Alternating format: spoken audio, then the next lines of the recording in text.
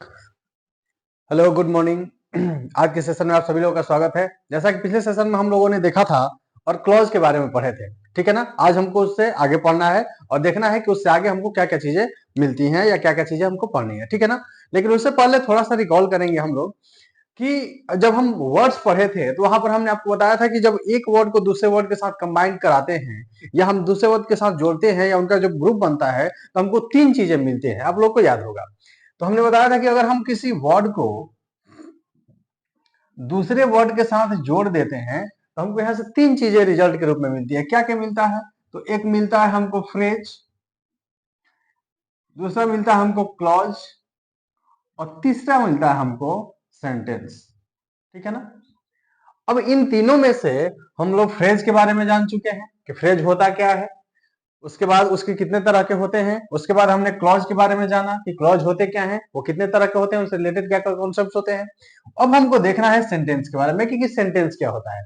तो आपको इससे पहले फ्रेज और क्लॉज के बारे में हमने बताया था कि फ्रेज शब्दों का वह समूह होता है, वह ग्रुप ऑफ वर्ड्स होता है जिसका कोई कंप्लीट मीनिंग नहीं होता। उसका वर्बल मीनिंग होता है लेकिन वह कंप्लीट मीनिंग नहीं होता उसमें, और ना ही उसके पास कोई सब्जेक्ट होता है, ना ही उसके पास कोई प्रेडिकेट होता है, ना ही उसके पास कोई वर्ब होता है, जिसको हम लोग फ्रेज कहते हैं, ठीक है ना। अगर डिटेल के बारे में आपको इसके बारे में डिटेल्स नहीं जानकारी होगी तो आप इससे पीछे वाले जो फ्रेज वाला पार्ट है उसको आप देख लेंगे, आपको क्लियर हो जाएगा।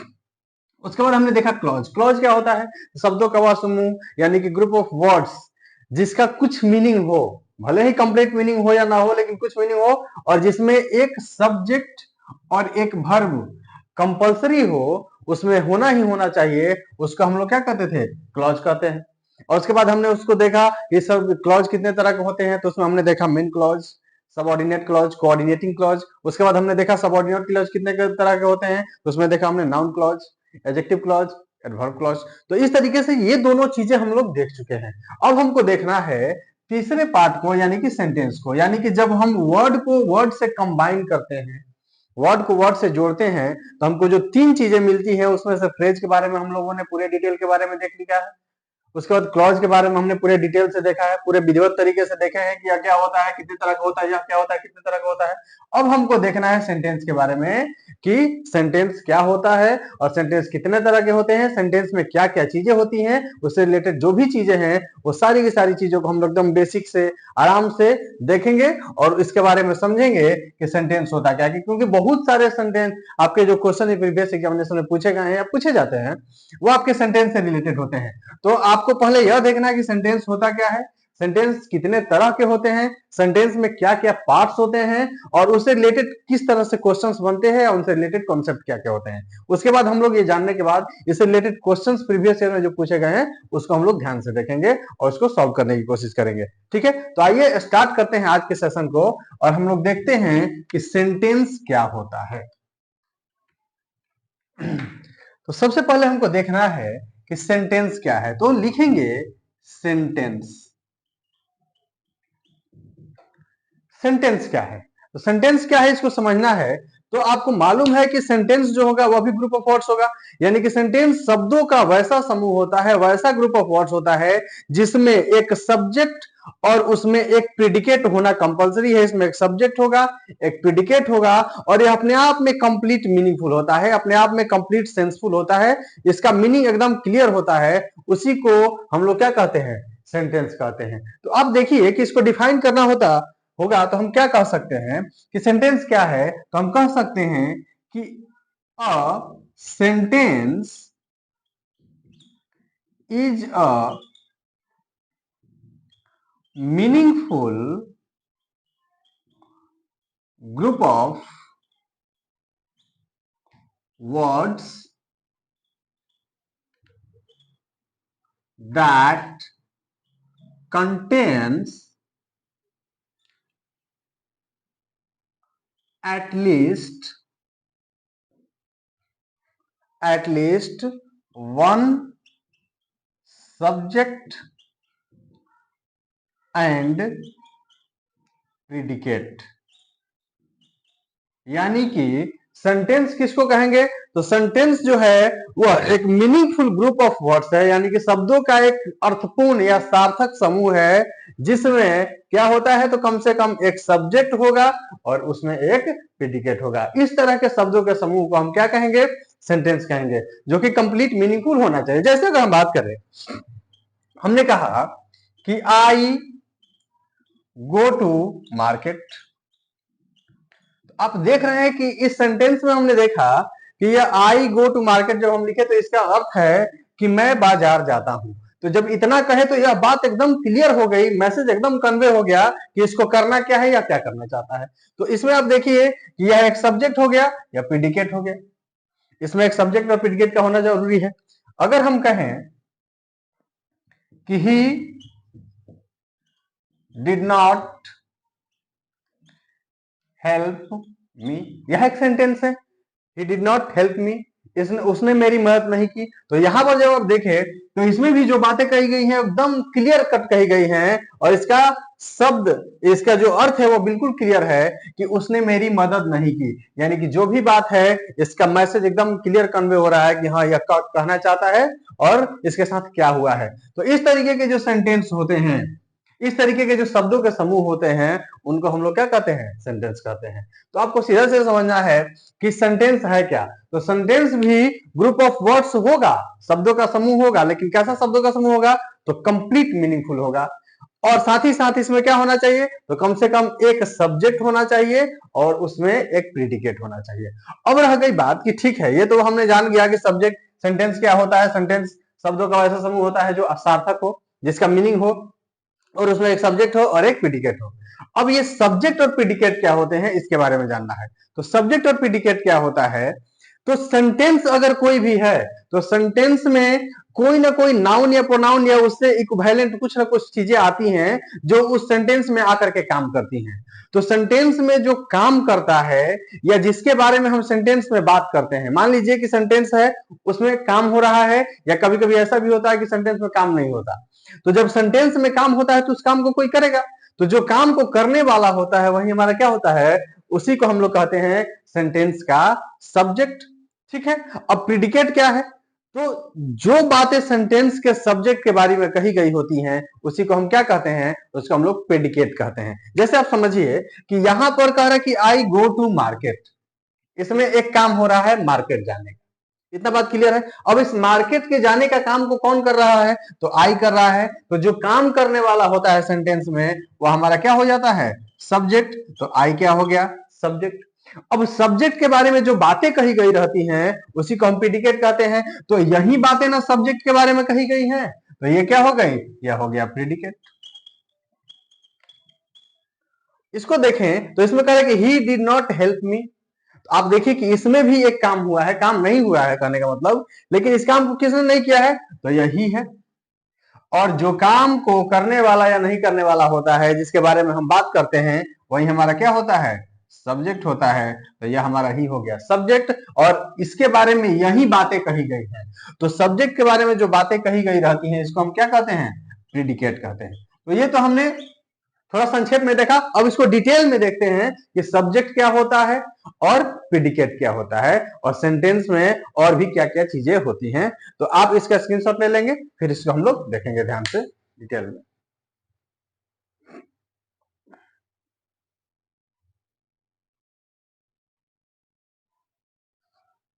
आइए आगे देखते हैं।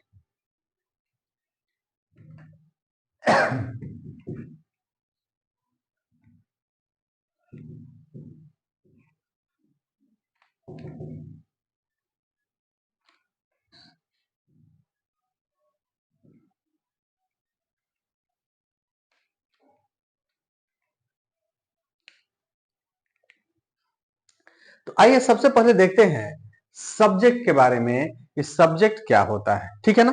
तो सबसे पहले लिखेंगे सब्जेक्ट। सब्जेक्ट क्या होता है?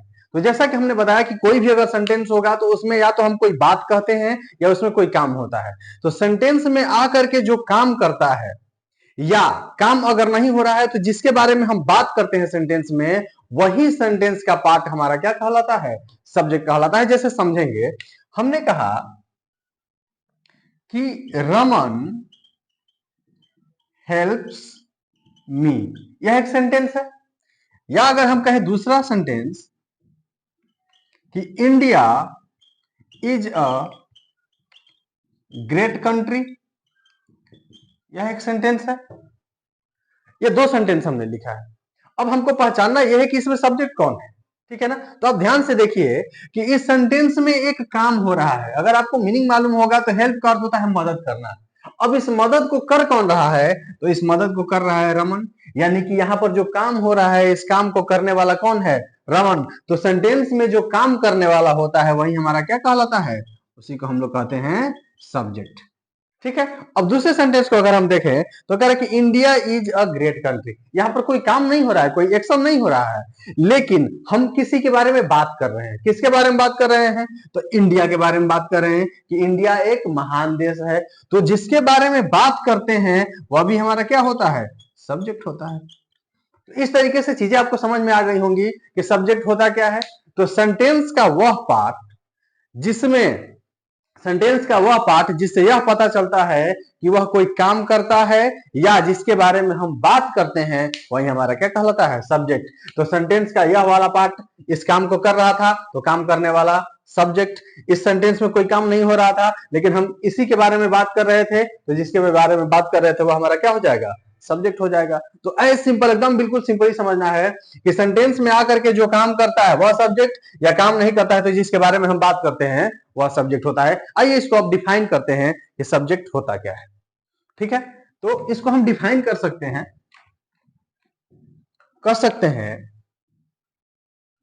कि the part of sentence that does something,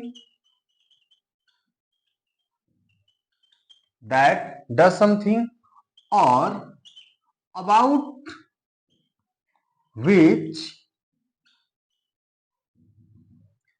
we talk is called subject of sentence। तो कहने का मतलब जो बात हमने लिखी है, जो अभी बताए हैं वही लिखे हैं कि द पार्ट ऑफ सेंटेंस, यानी कि सेंटेंस का वह पार्ट, वह हिस्सा दैट डज समथिंग, जो किसी काम को करता है, और अबाउट विच वी टॉक, या जिसके बारे में हम बात करते हैं, is called subject of sentence. उसी को हम क्या कहते हैं, सेंटेंस का सब्जेक्ट कहते हैं। जैसे अभी हमने एक एग्जांपल लिखा था कि रमन हेल्प्स मी, ठीक। दूसरा एग्जांपल हमने लिखा था कि India is a great country.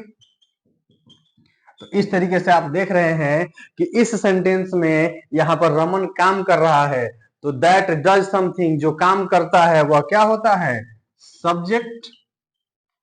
या मान लीजिए कि अगर काम नहीं कर रहा है तो जिसके बारे में हम बात करते हैं, विच वी टॉक अबाउट, या about which we talk, is called subject. तो यहां पर रमन और इंडिया क्या हो गए, सब्जेक्ट हो गई। ये दोनों चीजें हमको उम्मीद है कि आपको एकदम क्लियर हो गई होंगी। तो आप इसको लिख लेंगे या स्क्रीनशॉट लेकर के बाद में लिखेंगे, ले लीजिए।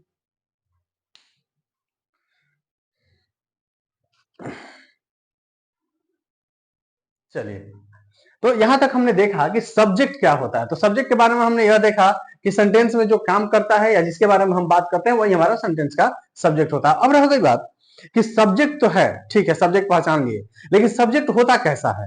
तो सब्जेक्ट जो होगा वह दो तरह का हो सकता है, या तो सब्जेक्ट सिंगुलर हो सकता है या सब्जेक्ट प्लूरल हो सकता है। यानी कहने का मतलब कि सब्जेक्ट जो होगा वो सेंटेंस का, वो या तो सिंगुलर होगा या तो प्लूरल होगा। और किस तरह के सब्जेक्ट होते हैं और क्या क्या बनते हैं, आइए हम इसको डिटेल में देखते हैं।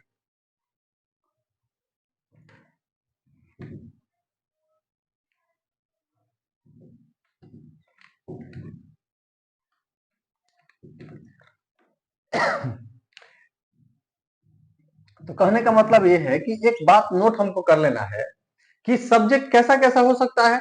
तो हम यहां से कह सकते हैं कि सब्जेक्ट सेंटेंस का जो सब्जेक्ट होगा कैन बी हो सकता है कैसा, तो सिंगुलर और प्लूरल।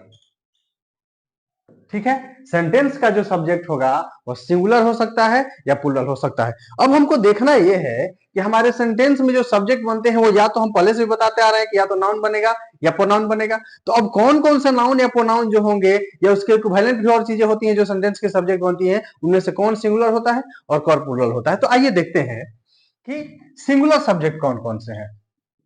तो अगर हम बात करें सिंगुलर सब्जेक्ट का, तो सिंगुलर सब्जेक्ट्स क्या क्या हैं। तो सिंगुलर सब्जेक्ट्स हमारे हैं आई, आई एक सिंगुलर सब्जेक्ट है। अगर हम बात करें ही, तो ही हमारा एक सिंगुलर सब्जेक्ट है। अगर हम बात करें सी, तो सी भी एक सिंगुलर सब्जेक्ट है। इट, यह भी एक सिंगुलर सब्जेक्ट है। ठीक है ना। यू जो होता है वह भी हमारा सिंगुलर सब्जेक्ट होता है ना, क्योंकि यू का यूज हम एक के लिए भी कर सकते हैं, एक से अधिक के लिए भी कर सकते हैं। जैसे हम कहें कि यू आर ए डॉक्टर, तो यहाँ पर आप जो है एक ही है, यू आर ए डॉक्टर, तो यहाँ पर यू का यूज एक के लिए भी होगा। अगर हम कहें कि यू आर डॉक्टर्स, आप लोग डॉक्टर्स हैं, तो यहाँ पर यू का यूज एक से अधिक के लिए हो सकता है, एक से अधिक के लिए हुआ है, तो ये दोनों हो सकता है। तो हमने कहा कि सिंगुलर सब्जेक्ट क्या क्या होंगे, तो आई सिंगुलर सब्जेक्ट होगा, ही सिंगुलर सब्जेक्ट होगा, सी सिंगुलर सब्जेक्ट होगा, इट सिंगुलर सब्जेक्ट होगा, यू सिंगुलर भी हो सकता है, प्लूरल भी हो सकता है। और अगर कोई सिंगुलर नाउन है, सिंगुलर नाउन, ठीक, जैसे हम कहें राम, तो राम एक सिंगुलर नाउन है। मोहन, राधा, ठीक है, पेन, पेंसिल, तो ये सभी के सभी सिंगुलर नाउन्स हैं। ये हमारे सेंटेंस में सब्जेक्ट हो सकते हैं। तो सिंगुलर सब्जेक्ट कौन कौन है, तो आई है, ही है, सी है, इट है, यू है और कोई सिंगुलर नाउन है। अब कुछ सब्जेक्ट ऐसे भी तो हो सकते हैं कि जो प्लूरल होंगे, तो प्लूरल सब्जेक्ट कौन कौन बन सकते हैं, तो प्लूरल सब्जेक्ट हमारे हैं, प्लूरल सब्जेक्ट कौन कौन है, तो प्लूरल सब्जेक्ट के रूप में हमारा है वी, यह एक प्लूरल सब्जेक्ट है। दे, यह एक प्लूरल सब्जेक्ट है। यू, अभी हमने आपको बताया कि यू सिंगुलर और प्लूरल दोनों होता है। इसी तरह से अगर हम कहें प्लूरल नाउन, प्लूरल नाउन या हमारे क्या होंगे, प्लूरल सब्जेक्ट होंगे। तो यहां से सीधे सीधे समझना है कि सब्जेक्ट जो होगा वो सिंगुलर भी होगा, प्लूरल भी होगा, एकदम ईच एंड एवरीथिंग। हमको सभी चीजें सब्जेक्ट के बारे में आज क्लियर कर लेनी है, ताकि आज के बाद सब्जेक्ट से रिलेटेड कोई भी पॉइंट हमको परेशान ना करे। ठीक है ना, तो सारी की सारी चीजें हम लोग यहां से देख लेंगे। तो सिंगुलर सब्जेक्ट क्या क्या है, ही, आई है, ही है, सी है, इट है, यू है और सिंगुलर नाउन है। प्लूरल क्या है, तो वी है, दे है, यू है और कोई प्लूरल नाउन है। तो अब रह गई बात कि सिंगुलर सब्जेक्ट तो हमने देख लिया। अब सिंगुलर सब्जेक्ट के साथ वर्ब कैसा होगा, तो जिस तरह से सब्जेक्ट सिंगुलर होते हैं, वर्ब भी सिंगुलर होते हैं। और सिंगुलर सब्जेक्ट के साथ सिंगुलर वर्ब और प्लूरल सब्जेक्ट के साथ प्लूरल वर्ब, क्योंकि सब्जेक्ट वर्ब एग्रीमेंट का पहला कॉन्सेप्ट ही यही है कि सब्जेक्ट जैसा होगा वर्ब हमारा वैसा ही होना चाहिए। यानी कि सब्जेक्ट सिंगुलर तो वर्ब सिंगुलर, सब्जेक्ट प्लूरल तो वर्ब भी प्लूरल। तो हमने यह देखा कि सब्जेक्ट कौन कौन है सिंगुलर और सब्जेक्ट कौन कौन है प्लूरल। तो आप ये देखिए, अब हमको यह देखना है कि इनके साथ सिंगुलर और प्लूरल वर्ब कौन कौन से होते हैं। तो आप देखिए कि यहां से अगर हम बात करें इनके साथ, तो इनके साथ जब आएगा कोई वर्ब, तो वो वर्ब कैसा होना चाहिए, सिंगुलर वर्ब होना चाहिए। यहां से दो पार्ट में डिवाइड कर लेंगे। अब आप देखें कि सिंगुलर सब्जेक्ट है, तो सिंगुलर सब्जेक्ट के साथ कैसा वर्ब आना चाहिए, सिंगुलर वर्ब आना चाहिए। तो सिंगुलर वर्ब कौन कौन है, तो अगर हम बात करें आई का, तो आई के साथ प्रेजेंट में हम यूज करते हैं सिंगुलर वर्ब के रूप में एम, पास्ट में इसके साथ यूज करते हैं वाज। ठीक उसी तरह से ही के साथ यूज करते हैं हम इज, पास्ट में यूज करते हैं वाज। सी के साथ यूज करते हैं इज, पास्ट में यूज करते हैं वाज। ठीक है ना। आगे हम कहें इट, तो इट के साथ यूज करते हैं इज और पास्ट में यूज करते हैं वाज। लेकिन अब समझिए कि यू हमारा सिंगुलर सब्जेक्ट है। फिर से बार बार ध्यान से सुनना है कि यू हमारा सब्जेक्ट सिंगुलर होता है, लेकिन इसके साथ वर्ब हमेशा प्लूरल लगता है। यानी कि जब भी इसके साथ यूज करेंगे वर्ब, तो वर्ब हमेशा प्लूरल होगा। इसीलिए अगर यह सिंगुलर है, फिर भी इसके साथ हमको किसका यूज करना है, आर का, और पास्ट में किसका यूज करना है, वर का। बात समझ में आ गई। अब आप देखें तो सिंगुलर सब्जेक्ट के साथ सिंगुलर नाउन है, वो भी सिंगुलर सब्जेक्ट होता है। इसके साथ अगर प्रेजेंट की बात करें तो इज, और पास्ट की बात करें तो इसके साथ क्या यूज करना है, वाज। यानी कि कहने का मतलब कि अगर आई है तो इसके साथ सिंगुलर वर्ब के रूप में यूज करेंगे किसका, एम का वाज का, इज का वाज का, सी के साथ प्रेजेंट में ये होगा और पास्ट में ये होगा। क्लियर रखना है कि ये दोनों के दोनों अलग अलग चीजें हैं। इधर वाले जो होंगे वो प्रेजेंट में यूज होते हैं और इधर वाले ये पास्ट में यूज होते हैं। आइए देखते हैं प्लूरल सब्जेक्ट। तो प्लूरल सब्जेक्ट के साथ वर्ब भी तो प्लूरल होना चाहिए। अब कौन कौन से वर्ब प्लूरल है? तो आप जानते हैं कि वी के साथ हम जब यूज करते हैं तो प्रेजेंट में हम यूज करेंगे किसका? आर का। पास्ट में किसका यूज करेंगे? वर का। ठीक। दे के साथ अगर हम बात करें तो प्रेजेंट में यूज करेंगे आर का, पास्ट में यूज करेंगे वर का। यू के साथ भी प्रेजेंट में आर का और पास्ट में वर का। प्लूरल नाउन होगा तो इसके साथ भी प्रेजेंट में आर का और पास्ट में वर का। यानी कहने का मतलब कि अगर हम इनके साथ बी वर्ब, वर्ब इतने ही नहीं है, वर्ब और भी हैं जिसको हम आगे देखेंगे, लेकिन हम अभी बी वर्ब की बात कर रहे हैं कि बी वर्ब कितने हमारे हैं। तो बी वर्ब 5 होते हैं, इज, एम, आर, वाज, वर।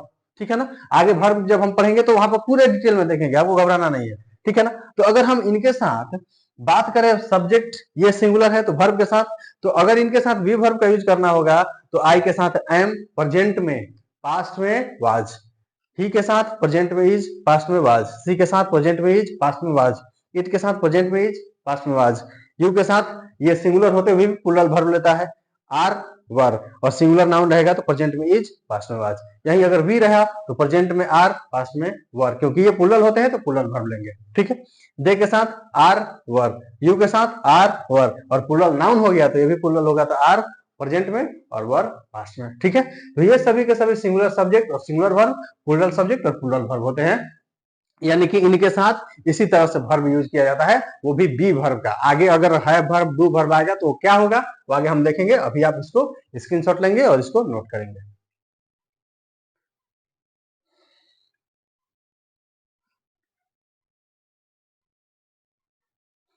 ठीक है। आइए आगे देखते हैं। अभी आपने देखा कि यहाँ पर जो हमारे सब्जेक्ट हैं और जो नाउन, सब्जेक्ट के रूप में जो हमारे नाउन और प्रोनाउन काम करते हैं उनमें से कौन सिंगुलर होता है, कौन प्लूरल होता है। और हमने वर्ब के रूप में देखा तो बी वर्ब यहाँ पर देखे, लेकिन और भी वर्ब हैं जो सिंगुलर और प्लूरल दोनों होते हैं।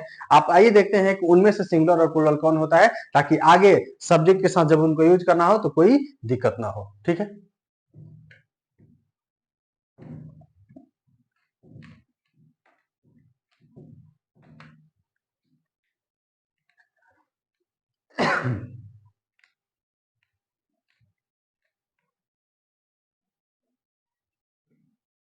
ठीक है। तो हम एक पूरा का पूरा चार्ट बना रहे हैं वर्ब का, जो सिंगुलर और प्लूरल होते हैं उसको हमको देख लेना है, और बाकी जो चीजें हम लोग सब्जेक्ट में देखे हैं कौन सिंगुलर होता है कौन प्लूरल होता है उनके साथ यूज करना है। तो आइए देखते हैं। अगर हम बात करें सिंगुलर वर्ब्स का तो सिंगुलर वर्ब्स कौन कौन होते हैं। ठीक है ना। तो सिंगुलर वर्ब्स जो हैं वो क्या क्या होंगे।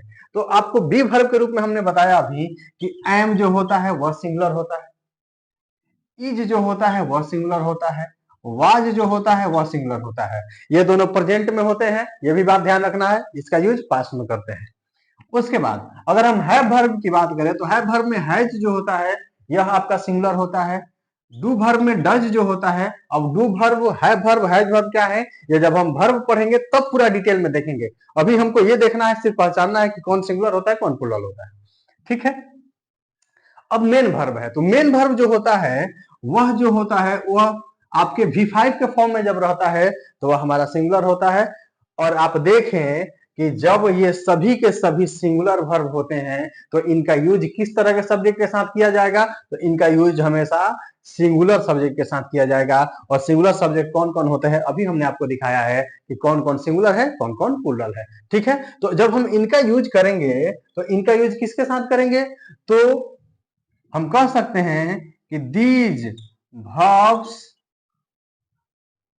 Are used with singular subjects. इनके साथ जब हम यूज करते हैं तो कैसे सब्जेक्ट के साथ यूज करेंगे, सिंगुलर सब्जेक्ट के साथ। लेकिन अब इसमें से देखें तो कुछ प्लूरल वर्ब्स भी हैं। ठीक है। प्लूरल वर्ब्स में कौन कौन से हैं, तो बी वर्ब में आर है प्रेजेंट में, ये प्लूरल है। वर है पास्ट में, ये प्लूरल है। हैज वर्ब में हैव जो है वो आपका प्लूरल है। डू वर्ब में डू जो है वो आपका प्लूरल है, और ये मेन वर्ब में V1 जो होता है यह भी हमारा क्या होता है, प्लूरल होता है। ठीक है, तो इस तरीके से तो ये सभी के सभी प्लूरल है, इसका मतलब कि इनका यूज जब भी करेंगे तो किस तरह के सब्जेक्ट के साथ करेंगे, तो प्लूरल सब्जेक्ट के साथ करेंगे। यहां से हम कह सकते हैं कि these verbs are used with plural subjects। इनका यूज जब भी करेंगे तो प्लूरल सब्जेक्ट के साथ करेंगे। जैसे आप कुछ एग्जांपल्स देख लीजिए कि हमने लिखा कि आई एम अ स्टूडेंट, तो अभी हमने देखा था कि आई के साथ प्रेजेंट में किसका यूज, एम का। इसी तरह से हम कहें कि आई वॉज ए टीचर, तो यहां पर देख रहे हैं कि पास्ट में आई के साथ क्या हो गया, सिंगुलर। तो आप देखिए कि एम सिंगुलर, वाज सिंगुलर, तो आई के साथ ये लग गया क्योंकि ये सिंगुलर होता है। इसी तरह से हम कहें कि ही इज माई फ्रेंड, तो आप देख रहे हैं कि ही सिंगुलर होता है, इसके साथ सिंगुलर ही लगेगा। ही वॉज ए डॉक्टर, अगर हम कहें तो ही सिंगुलर होता है और इसके साथ पास्ट में क्या लग गया, ये लग गया। इसी तरह से अगर हम कहें दे आर प्लेयर्स, तो आप देख रहे हैं कि दे प्लूरल होता है, इसके साथ हमको क्या लगाना है, प्लूरल। दे वर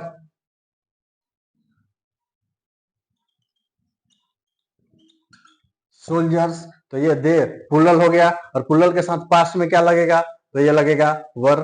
तो आप देख रहे हैं इस तरीके से कि इसमें कौन सब्जेक्ट सिंगुलर होता है, कौन सब्जेक्ट प्लूरल होता है, और किसके साथ सिंगुलर वर्ब लगेगा, किसके साथ प्लूरल वर्ब लगेगा। इसका स्क्रीनशॉट लेंगे, इससे आगे हम लोग अभी देखेंगे।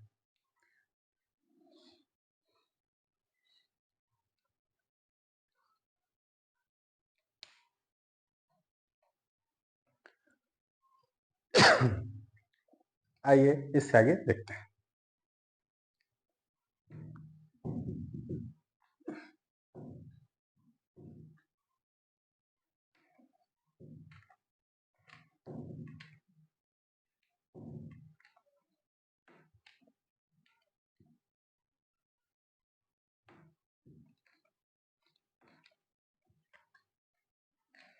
ठीक है, अभी आपने एक चीज यहाँ पे नोट किया होगा कि हम V1 और V5 की बात कर रहे हैं, तो आपको पता है कि जो मेन वर्ब हमारा होता है, मेन वर्ब, जैसे हम बात करें ईट का, तो मेन वर्ब के 5 फॉर्म होते हैं। ठीक है ना, कौन कौन होता है, V1, V2, V3, V4 और V5। ठीक, अब यह जो V1 होता है यह आपका होता है प्लूरल। ठीक, और V5 जो होता है यह हमारा होता है सिंगुलर। ठीक, V5 क्या होता है, सिंगुलर होता है। लेकिन अब समस्या यह है कि V5 बनेगा कैसे, तो आप हमेशा याद रखिएगा कि अगर हम वर्ब के बेसिक फॉर्म यानी कि V1 में जोड़ दें एस या ईएस तो यह बन जाता है V5, और V5 जब बनता है तो यह V1 जो हमारा होता है वह प्लूरल होता है, और जैसे ही V1 में एस ईएस जोड़ते हैं तो यह क्या बन जाता है, तो V5 बन जाता है, और V5 क्या होता है, यह सिंगुलर होता है। और यही कारण है कि V1 का यूज प्लूरल सब्जेक्ट के साथ और V5 का यूज सिंगुलर सब्जेक्ट के साथ करते हैं।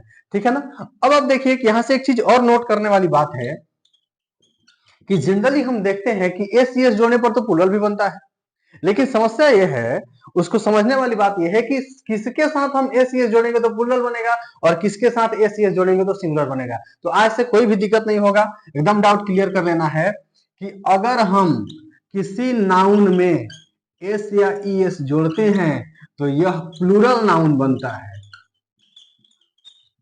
ठीक, लेकिन यही अगर हम किसी वर्ब में एस या ई एस जोड़ते हैं तो यह सिंगुलर वर्ब बनता है। ठीक, जैसे समझेंगे कि अगर हमने यहां से कहा कि पेन, तो पेन एक नाउन है। जैसे हमने कहा बॉय, तो बॉय एक नाउन है, अगर हम पेन में एस जोड़ेंगे तो होगा पेन्स, इसका मतलब कि एक से अधिक पेन। अगर हम बॉय में एस जोड़ेंगे तो यह होगा बॉयज, यानी कि एक से अधिक लड़का, ये दोनों प्लूरल हो गए। लेकिन अब आप देखिए, तो हमने कहा ईट, यह एक वर्ब है और वर्ब बेसिक फॉर्म में है। अगर हम इसमें एस जोड़ेंगे तो यह होगा ईट्स, और यह सिंगुलर वर्ब बना। अगर हमने कहा प्ले, तो प्ले का अर्थ होता है खेलना, और यह एक वर्ब है, और इसमें जब हमने एस जोड़ा तो ये हो जाएगा प्लेज, और प्लेज जो है वह एक सिंगुलर वर्ब है। यानी कि कहने का मतलब कि ये दोनों के दोनों कैसे बने, तो ये दोनों बने प्लूरल नाउन, लेकिन ये दोनों के दोनों कैसे बने, तो ये बने सिंगुलर वर्ब। तो ये दोनों में डिफरेंसेस हैं, ठीक है। ये सारी की सारी चीजें आपको एकदम क्लियर होनी चाहिए, क्योंकि बेसिक जितना क्लियर होगा आगे पढ़ने में उतना मजा आएगा और उतना ही आपको कोई भी परेशानी नहीं होगी। आप इसको जल्दी से नोट करेंगे।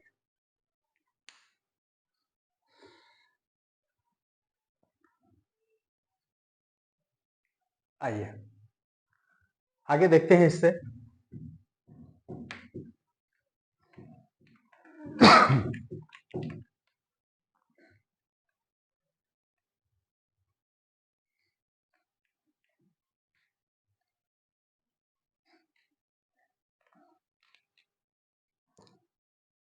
आइए देखें, जनरली एक समस्या और है हम लोगों में कि हम लोग ये जानते हैं कि अगर सेंटेंस के शुरू में कोई वर्ड आता है तो हम तुरंत उसको सब्जेक्ट मान लेते हैं, है?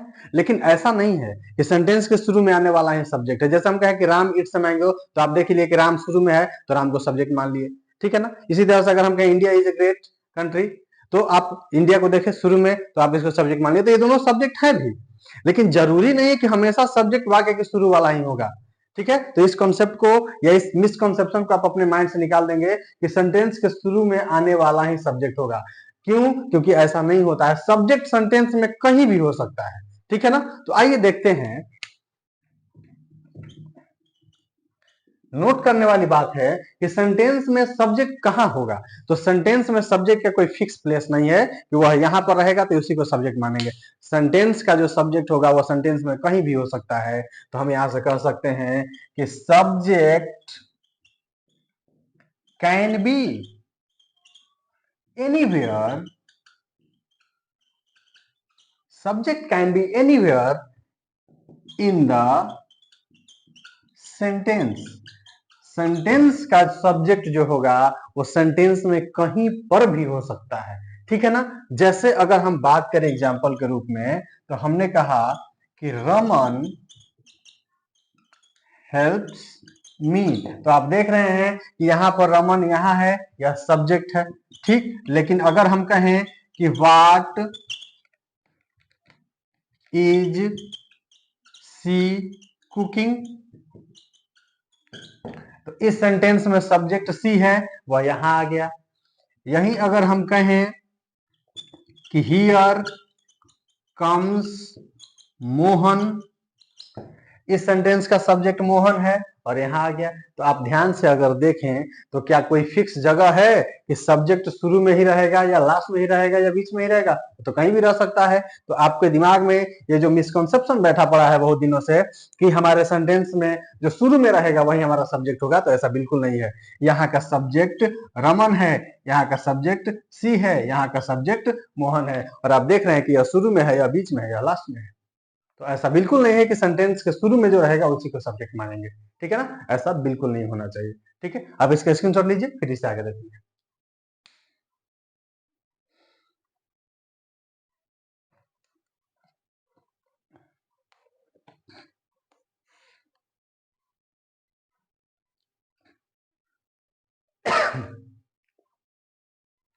अगर हम कुछ और एग्जांपल्स की बात करें, तो जैसे अगर हम यहाँ पर कहें कि ओपन द डोर, ठीक है ना। तो आप देखिए, तो इसमें सब्जेक्ट नजर नहीं आ रहा, या तो वर्ब है या ऑब्जेक्ट है, ये सब्जेक्ट नहीं है। लेकिन इसमें एक सब्जेक्ट अंडरस्टूड है, ठीक है ना। क्योंकि एक इंपेरेटिव सेंटेंस, और इंपेरेटिव सेंटेंस जब हम पढ़ेंगे तो वहां पर डिटेल में देखेंगे कि इंपेरेटिव सेंटेंस का जो सब्जेक्ट होता है वो अंडरस्टूड होता है, हिडन रहता है, वो दिखता नहीं है लेकिन सब्जेक्ट होता है। जैसे हम कहें कि ओपन द डोर, दरवाजा खोल दो, तो यह बात हम किससे कर रहे हैं? जो मेरे सामने है, यानी कि सब्जेक्ट के रूप में यहां पर जो यू है वो छिपा हुआ है ना। तो इंपेरेटिव सेंटेंस में सब्जेक्ट होता है जो दिखता नहीं है, और वह सब्जेक्ट कौन होता है?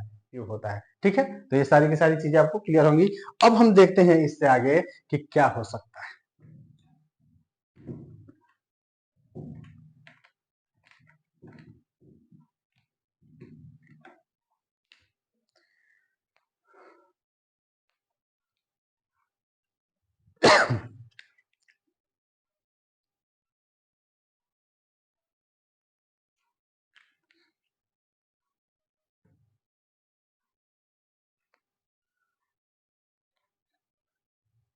देखेंगे, अभी तक हमने यह देखा कि सब्जेक्ट कौन कौन बना। तो हमने अभी तक ये देखा कि सब्जेक्ट नाउन बना या प्रोनाउन बना, जैसे कि राम, मोहन, सोहन, राधा, ये सब देखे, ये सब सब्जेक्ट बने और ये नाउन थे। ठीक है, उसके बाद हमने देखा कि आई, यू, ही, सी, ये सब, दे, वी, ये सब सब्जेक्ट बने, ये जो कि प्रोनाउन थे।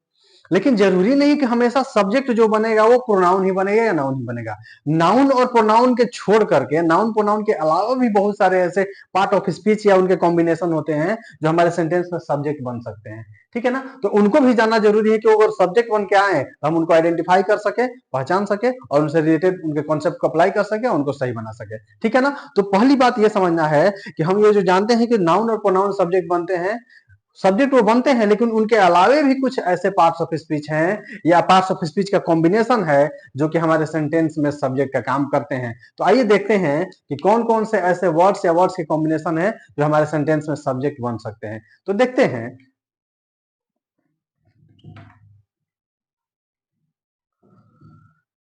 हम कहें कि वर्ड्स अदर देन नाउन और pronoun, words other than noun और प्रोनाउन, जैसे लाइक इंफिनिटिव। इंफिनिटिव क्या है? तो इंफिनिटिव है 2 प्लस V1। जिरंड, जिरंड क्या है? V1 प्लस ING, जिसको हम V4 भी कहते हैं। ठीक है ना,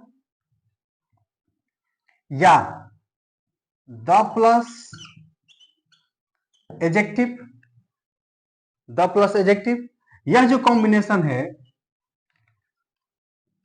वर्ड्स अदर देन नाउन और pronoun like infinitive 2 plus V1, infinitive को 2 प्लस V1, जिरंड को V4 या V1 प्लस ING और द प्लस एजेक्टिव कहते हैं कैन ऑल्सो बी सब्जेक्ट। यानी कहने का मतलब कि यह जो आपके इंफिनिटिव है, जिरंड है और ये द प्लस एजेक्टिव है, यह नाउन प्रोनाउन नहीं है, उनके अलावा दूसरे वर्ड्स हैं, लेकिन यह भी सेंटेंस के सब्जेक्ट बन सकते हैं और ये भी सब्जेक्ट बनते हैं। लेकिन इनमें से यह जो है इंफिनिटिव और जिरंड, ये एक इंफिनिटिव या एक जिरंड एक नाउन के इक्विवेलेंट होता है। इसीलिए ये कैसे होते हैं? तो जब ये सिंगुलर सब्जेक्ट का काम करेंगे तो ये कैसे सब्जेक्ट बनेंगे? ये सिंगुलर सब्जेक्ट बनेंगे। हमेशा याद रखना है कि वन इन्फिनिटिव और one gerund is equivalent to one noun, और ये जब दोनों एक नाउन के बराबर होंगे तो एक नाउन तो सिंगुलर ही होता है। इसीलिए ये हमेशा जब सब्जेक्ट बनेंगे तो कैसे सब्जेक्ट बनेंगे? सिंगुलर सब्जेक्ट बनेंगे। लेकिन द प्लस एजेक्टिव जो है वह क्या होता है कि यह द प्लस एजेक्टिव सिंगुलर नहीं होता, बल्कि यह प्लूरल नाउन के बराबर होता है। और इसीलिए यह जब भी होता है तो यह कैसा सब्जेक्ट होता है? तो जब the plus adjective, the plus adjective होना चाहिए, इसके बाद नाउन नहीं रहना चाहिए। तो द प्लस एजेक्टिव जो होगा वह प्लूरल नाउन के बराबर होता है, इसीलिए इसको सब्जेक्ट के रूप में जब यूज करते हैं तो प्लूरल सब्जेक्ट होगा। ऐसा ही क्यों होता है? इसके रीजन को अगर हम जानना चाहें तो इसका रीजन ये है कि द प्लस एजेक्टिव जो होता है वह बराबर होता है एजेक्टिव प्लस पीपुल के। ध्यान से देखेंगे, the plus adjective is equal to किसके? Adjective plus people. जैसे अगर हम कहें कि द रिच, तो द रिच बराबर है किसके? Rich people. ठीक है, इसको जब हम नाउन पढ़ेंगे तो वहां पर डिटेल में देखेंगे, लेकिन अभी इसको जितना समझना है उसके हिसाब से समझ लेते हैं। ठीक है ना, तो द प्लस एजेक्टिव जो होता है वो एजेक्टिव प्लस पीपुल के बराबर होता है। अब चूंकि पीपुल है तो एक से अधिक ही व्यक्ति की बात करेगा, इसीलिए the rich is equal to हो जाता है रिच पीपुल, और रिच पीपुल मतलब अमीर लोग। और जब ये लोग के बराबर हो गया, इसीलिए हम कह सकते हैं कि द प्लस एजेक्टिव जो होता है वह किस तरह के नाउन के बराबर होता है? तो प्लूरल नाउन के बराबर होता है। और प्लूरल नाउन होता है इसीलिए वर्ब कैसा लेता है? तो कहने का मतलब ये है कि इन्फिनेटिव और जिरंड ये सिंगुलर नाउन के बराबर होते हैं, इसलिए ये सिंगुलर सब्जेक्ट होते हैं। और जब ये सिंगुलर सब्जेक्ट होते हैं तो आप ही बताइए कि इनके साथ किस तरह का वर्ब यूज किया जाएगा? सिंगुलर वर्ब यूज किया जाएगा।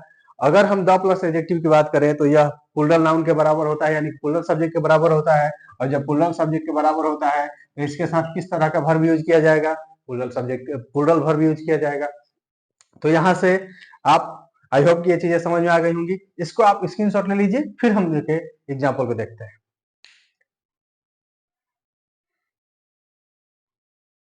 आइए जैसे देखें, इसको हम अगर मिटाएं तो, कि हमने बताया आपको कि इन्फिनेटिव और जिरंड सिंगुलर सब्जेक्ट के बराबर होते हैं, इसीलिए सिंगुलर वर्ब लेते हैं। या the plus adjective plural subject के बराबर होता है, इसीलिए प्लूरल वर्ब होता है। कैसे समझेंगे? जैसे हमने कहा कि to walk is a good exercise, to walk is a good exercise. इस सेंटेंस में आप देखिए तो यहाँ पर वर्ब के पहले क्या है? To walk, two plus V1, और टू प्लस V1 क्या होता है? इन्फिनेटिव, यानी कि इन्फिनेटिव आया है। और इस सेंटेंस में हम किसके बारे में बात कर रहे हैं? इसी के बारे में बात कर रहे हैं कि टहलना एक अच्छा व्यायाम है। तो आप देख रहे हैं कि इस तरीके से जब यह सब्जेक्ट का काम किया तो यह सिंगुलर सब्जेक्ट के बराबर होता है, और जब सिंगुलर सब्जेक्ट के बराबर होता है इसीलिए इसके साथ वर्ब कैसा दिए हैं? सिंगुलर वर्ब दिए हैं। ठीक, आगे अगर हम कहें कि इसी को अगर हम इस तरह से लिखें कि walking is good for health, ठीक, walking is good for health. तो अब आप देख रहे हैं कि यहाँ पर सब्जेक्ट कौन है? वॉकिंग। वॉकिंग का मतलब जिरंड V4, ठीक है ना, V1 प्लस ING। और जब यह सब्जेक्ट का काम करता है तो कैसा सब्जेक्ट होता है? सिंगुलर होता है। और सिंगुलर होता है इसीलिए वर्ब कैसा दिए हैं? सिंगुलर वर्ब दिए हैं। लेकिन आगे अगर हम बात करें और कहें द प्लस एडजेक्टिव का तो हम कहें कि द पुअर आर बैकवर्ड।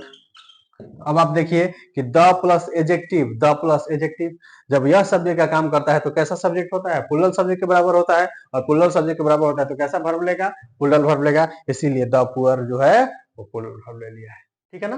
तो आपको ये भी याद रखना है कि जरूरी नहीं है कि खाली नाउन प्रोनाउन ही सब्जेक्ट बनेगा। नाउन प्रोनाउन के अलावा भी बहुत सारे वर्ड्स हैं, वो भी सब्जेक्ट बन सकते हैं। जैसे कि इन्फिनिटिव हो गया, जिरंड हो गया, द प्लस एजेक्टिव हो गया।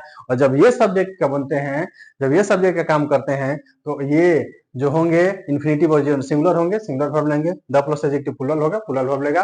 और इस तरह से इनके साथ हम काम करते हैं। ठीक है ना? और भी चीजें हैं जो सब्जेक्ट बन सकती हैं, लेकिन उसका हम सब्जेक्ट वर्ब एग्रीमेंट जब पढ़ेंगे तो वहां पर डिटेल में देखेंगे उसके बारे में। आप अभी इतना को आप स्क्रीनशॉट लीजिए और इसको नोट करेंगे।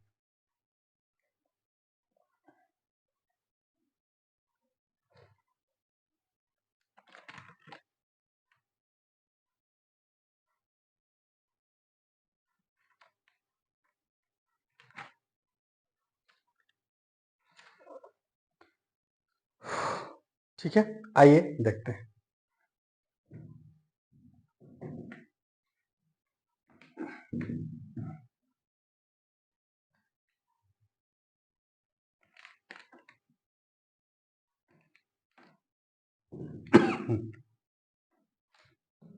ठीक है, यहां तक सारी चीजें हमने क्लियर कर दिया कि सब्जेक्ट क्या होता है, सब्जेक्ट किस तरह के होते हैं, तो सिंगुलर और प्लूरल होते हैं। सब्जेक्ट कौन कौन बनते हैं, सब्जेक्ट नाउन प्रोनाउन के अलावा कौन बन सकते हैं।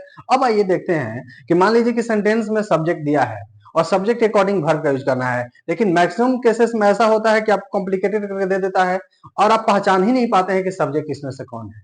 ठीक है ना? तो हम लोग को वही देखना है कि सब्जेक्ट को कैसे पहचानेंगे, कि यानी कि आइडेंटिफाई कैसे करेंगे। तो हमको यह सीखना है कि आइडेंटिफिकेशन क्या होता है। आइडेंटिफिकेशन ऑफ सब्जेक्ट, सब्जेक्ट को कैसे आइडेंटिफाई करेंगे। ठीक है ना? इसको देखते हैं, देखेंगे। तो जनरली हम यह जानते हैं कि या यह मानते हैं, अभी हमने बताया कि सेंटेंस के शुरू में जो आता है वही हमारा क्या हो जाता है? सब्जेक्ट हो जाता है, या उसमें से कोई नाम हो जाता है, या बहुत सारे वर्ड्स जो होते हैं वर्ड्स के ग्रुप में अगर कोई दे दिया जाता है तो उसको हम लोग सब्जेक्ट मान लेते हैं। तो शब्दों का समूह कभी भी सब्जेक्ट नहीं होता, उसमें से कोई एक पार्टिकुलर नाउन या प्रोनाउन जो होता है वही सब्जेक्ट होता है। ठीक है ना? जैसे मान लीजिए कि एक एग्जाम्पल हमने लिखा और हम लिखे कि none of the members of mister Gopal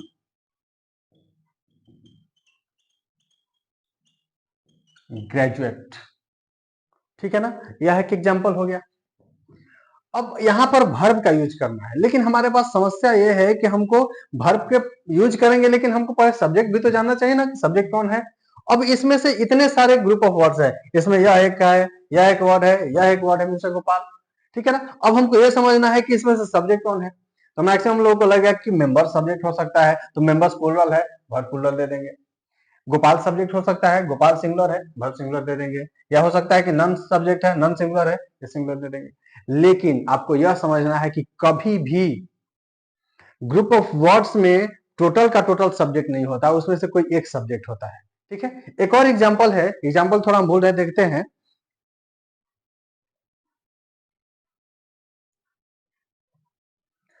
example है कि the newly appointed members of the club working in the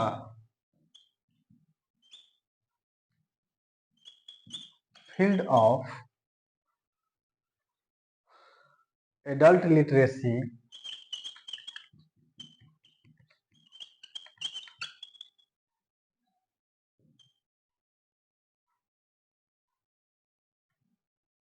in Patna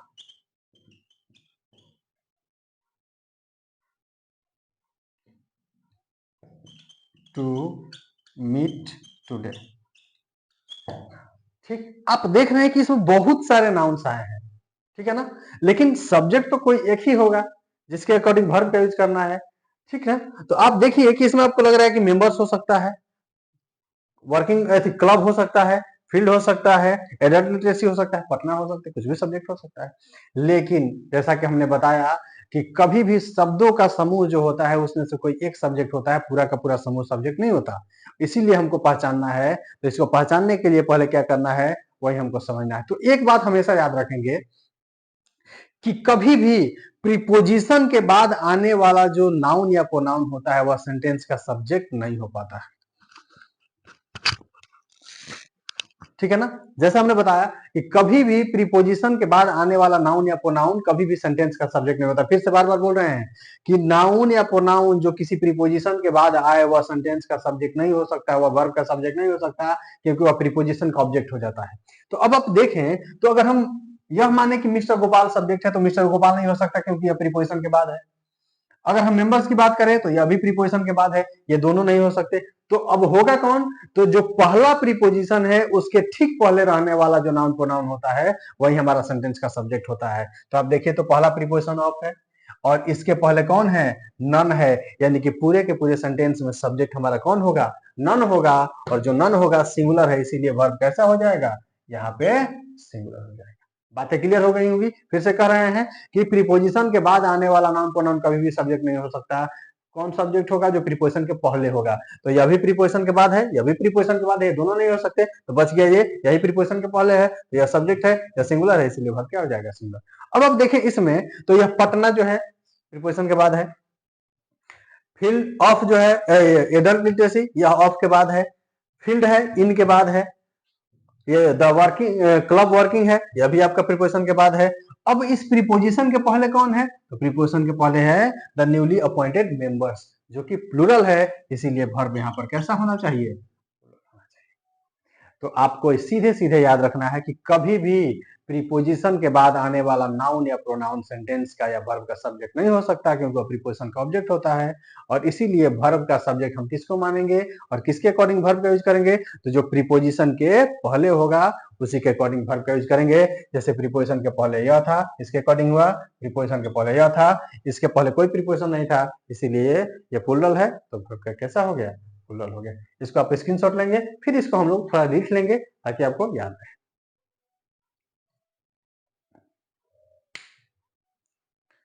ठीक है, आइए इसको लिखते हैं, आइडेंटिफाई करते हैं।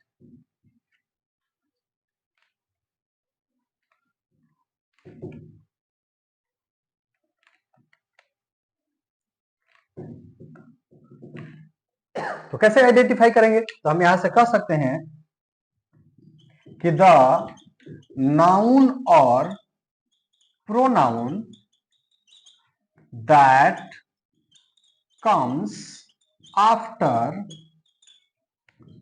preposition cannot be the subject of verb। वह सब्जेक्ट और वर्ब का वर्ब का सब्जेक्ट नहीं हो सकता जो नाउन प्रोनाउन किसके बाद आए? प्रीपोजिशन के बाद आए। तो अब होगा कौन? तो जो पहले रहेगा वो होगा। तो हम कह सकते हैं कि द नाउन और pronoun that comes before preposition is the subject of verb। ठीक है ना? वही क्या होगा? सब्जेक्ट होगा वर्ब का, और हमको वर्ब का यूज भी उसी के अकॉर्डिंग करना है। And we should use the verb accordingly, और हमको वर्ब का यूज उसी के अकॉर्डिंग करना चाहिए। ठीक है ना? जैसे हमने अभी कहा था कि none of the members of mister Gopal graduate. तो आप देखिए, तो इसमें हमारा क्या गोपाल हो सकता है? नहीं हो सकता, क्योंकि प्रीपोजिशन के बाद है। मेंबर्स हो सकता है? नहीं हो सकता, क्योंकि प्रीपोजिशन के बाद है। तो कौन होगा? प्रीपोजिशन के पहले वाला होगा, और प्रीपोजिशन के पहले वाला जो है सिंगुलर है, इसीलिए वर्ब कैसा हो जाएगा? सिंगुलर हो जाएगा। ठीक है, अब इसको स्क्रीनशॉट ले लेंगे।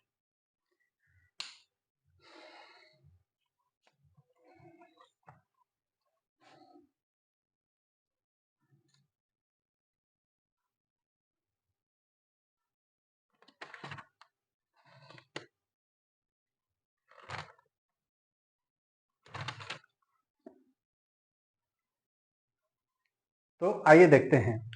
यहां तक हमने सारी की सारी चीजें आपको क्लियर कर दी है। ठीक है, कि सब्जेक्ट होगा कौन, सब्जेक्ट रहेगा कहाँ, सब्जेक्ट कौन हो सकता है नाउन प्रोनाउन के अलावे, और सब्जेक्ट को पहचानेंगे कैसे। ठीक है ना? तो प्रीपोजिशन के बाद कभी भी कोई भी सब्जेक्ट नहीं हो सकता, ये बात आपको क्लियर हो जानी चाहिए। ठीक है, अगर हम एग्जाम्पल एक और देखें, तो आइए एक और एग्जाम्पल देख लेते हैं।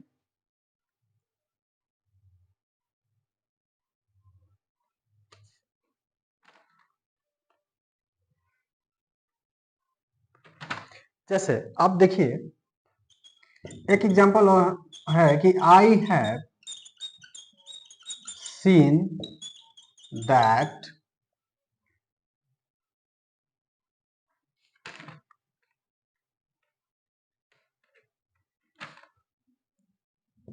The rich mostly unhappy. ठीक है, तो इसमें या वैसा सेंटेंस नहीं है, इसमें अलग अलग दो क्लाउज है। ठीक है ना? या एक मेन क्लाउज है, एक सबऑर्डिनेट क्लाउज है, इस तरह से आप देख सकते हैं। तो आप देखिए, तो इसमें आई है, आई के साथ हमने क्या किया? हैव का यूज कर दिया, क्योंकि आई के साथ हैव वर्ब जो लगता है वो प्लूरल वर्ब में लगता है। ठीक है ना? वहां पर हमने नहीं बताया, लेकिन आगे हम लोग बहुत सारी चीजों में इसका यूज है देखेंगे। अब आप देखिए, तो यहाँ पर वर्ब भरना है, वर्ब का यूज करना है, लेकिन वर्ब कैसा होगा? तो आप देख रहे हैं कि द रिच, द एडजेक्टिव, और अभी हमने देखा है कि द प्लस एडजेक्टिव जो होता है प्लूरल नाउन के बराबर होता है, तो प्लूरल नाउन के बराबर होगा तो वर्ब कैसा हो जाना चाहिए? प्लूरल हो जाना चाहिए। तो यहाँ पर क्या हो जाएगा? तो आई होप कि सारी चीजें सब्जेक्ट के बारे में आपको क्लियर हो चुकी होंगी कि सब्जेक्ट होता क्या है, सब्जेक्ट क्या क्या बन सकता है, सब्जेक्ट कहाँ रह सकता है, और अगर बहुत सारे ग्रुप ऑफ वर्ड्स आते हैं तो उसमें सब्जेक्ट को पहचानेंगे कैसे। तो उसको सब्जेक्ट पहचानेंगे कैसे? तो प्रीपोजिशन के बाद कभी भी सब्जेक्ट नहीं हो सकता, जो भी होगा प्रीपोजिशन के पहले वाला होगा। तो आज यहीं तक। ठीक है ना? सारी की सारी बातें हमने सब्जेक्ट के बारे में आपको बता दी हैं। इससे आगे हम वर्ब के पार्ट्स के बारे में और भी देखेंगे कि कौन कौन पार्ट्स होते हैं। ठीक है, आज यहीं तक, आज के लिए इतना ही। इससे आगे मिलते हैं हम लोग नेक्स्ट सेशन में, और बहुत अच्छे से तब तक पढ़ाई कीजिए, बाकी लोगों को भी इसको शेयर करिए ताकि और लोगों को फायदा हो। ठीक है, मिलते हैं नेक्स्ट सेशन में, आज के लिए इतना ही। Thank you.